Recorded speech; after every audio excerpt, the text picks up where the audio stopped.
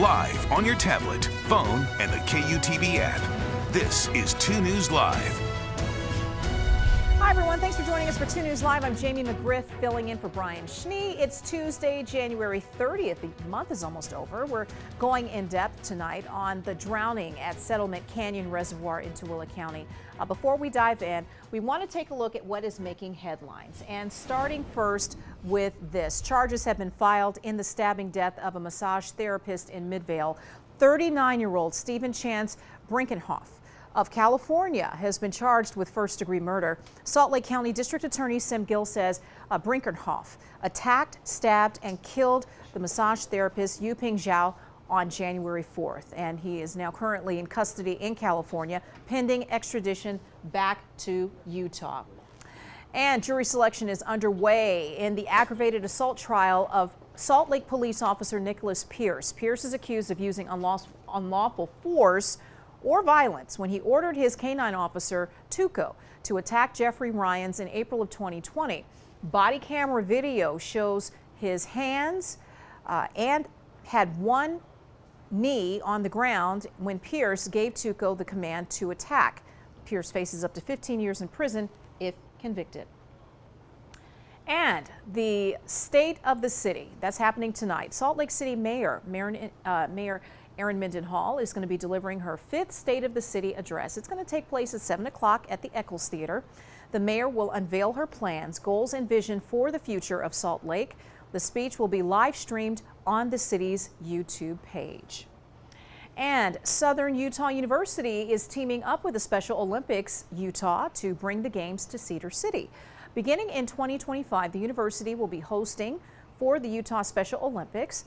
SUU leaders signed the 3-year deal today inside Utah State Capitol, and they say that this partnership showcases that the university has opportunities in growth, competition, and sporting events for everyone. And as we go in depth tonight, make sure you can always get in touch with us during the show. Use the hashtag 2NewsLive to join the conversation. Search and rescue crews are looking for a 19-year-old woman who went missing over the weekend. McKenna Miner went hiking on Sunday and hasn't been heard from since. Christian Sita is live near Tibble Fork Reservoir in American Fork Canyon, where Miner's car was found. And Christian, at this point, what is the latest on the search? Yeah, that's right. This is the last place that Miner was seen on Sunday. Family and friends have not heard from her since then.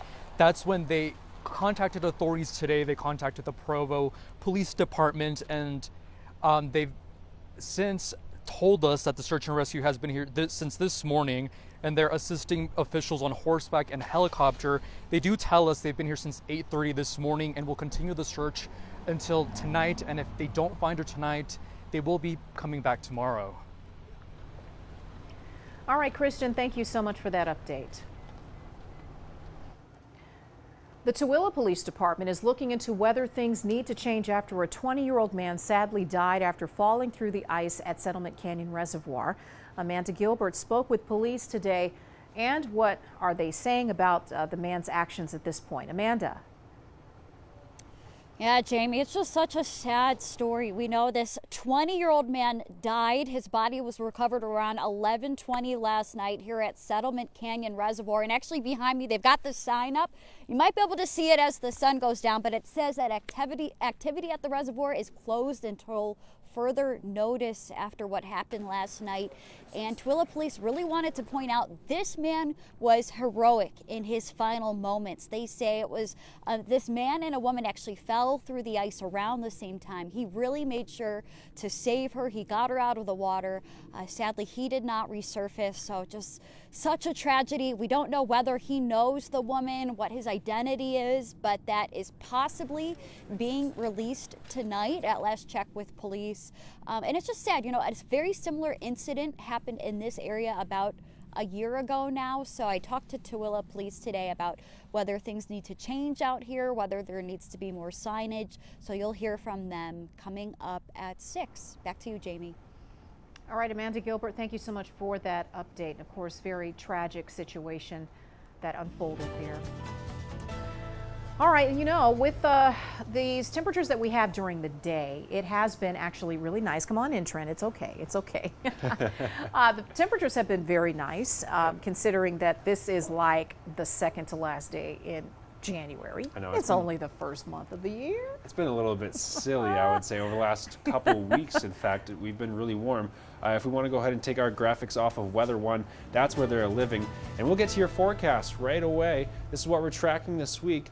It is going to be, we're going to continue these hazy skies and warm temperatures for at least the next 24 to 36 hours.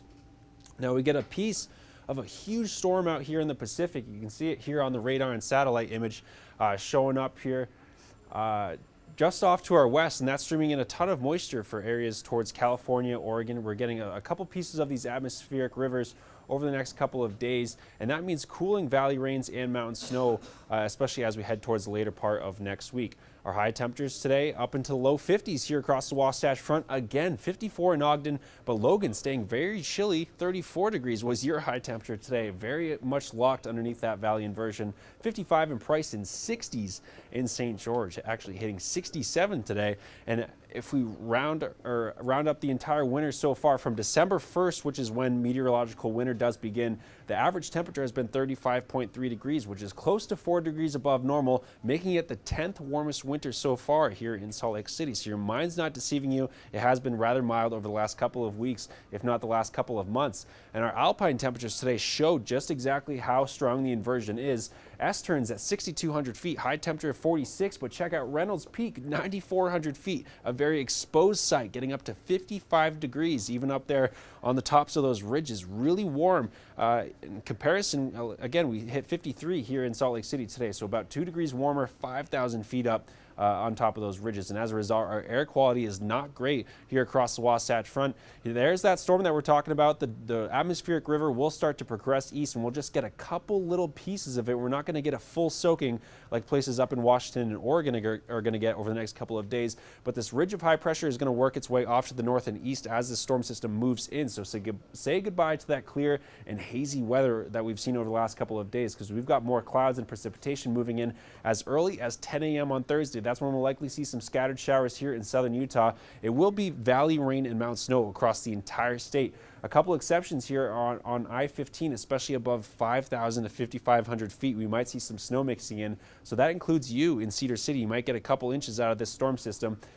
We'll continue to see scattered showers through the day on Friday, and then those snow levels do start to drop as we head towards Saturday morning. So that means we could be seeing some snow mixing in here on the valley floors, but it's not going to be a whole lot of accumulation. We're expecting those snow levels to gradually decrease from about 9,500 feet on Wednesday to right around the valley floors on Saturday. Now, it's not going to be below the valley floors, so that's the big question, is if we get any kind of snow, will it stick, and will it come during the early part of the morning commute or I shouldn't say the morning commute, but early part of the morning on Saturday, where we could have cold enough temperatures for that snow to stick. We've got winter weather headlines across the entire Southwest, so that's something that we're looking forward to. Winter storm watch now in effect for our southern mountains, where we could see potentially 1 to 2 feet of snow above 7,500 feet. The northern mountains should do pretty well, although those snow levels will be high, so we'll take that into account. 8 to 18 inches plus a little bit more potentially up the Cottonwoods, but generally widespread 1/4 to 3/4 of an inch of water. And again, valley rain and mountain snow will be the deal over the next couple of days here. And in St. George, we're dealing with one more day in the mid-60s, 50s for Thursday and Friday, with those showers turning on. Mostly cloudy skies for the weekend as those temperatures drop into the low 50s down there in St. George, which is actually closer to normal than where you are right now. And in Salt Lake City, we're dealing with those temperatures in the mid-50s through Thursday, a little bit breezy, so that's going to clear out the gunk that we've accumulated in our atmosphere. 46 on Friday, mix of rain and snow potentially on Saturday, with those high temperatures in the 40s. A little bit more seasonable weather coming up, Jamie. All right, we're going to just soak up the moments that we have of this warmer weather and get back to normal again. All right, remember that you can download our 2 News Weather app and know about changes in your neighborhood. You can get those updated forecasts and live radar right on your phone. The app is free to download. Okay, so astronomers are looking at nearly 1 billion stars. They've been looking at nearly 1 billion stars for like a decade, and they discovered a new type. It's called an old smoker. These giant stars are old, they stay inactive for decades, fading into the night. Once they're almost invisible, they start emitting clouds of smoke and dust. Researchers couldn't see them before because they are near the center of the Milky Way and obscured by dust and gas. But this time they used a Chilean telescope in the Andes Mountains so that way they could detect infrared light. It can shine through those obstacles. Scientists are not sure what happens to old smokers after they're done releasing smoke. Who knows? They may be cooking up something else. Old smokers. It's a good one. I like that. All right. Well, thank you so much for joining us for 2 News Live. We'll be here Monday through Friday, 5:30. We hope you'll join us again for more in-depth conversations on the topics that impact you and your family. Have a great Tuesday. We'll see you tomorrow.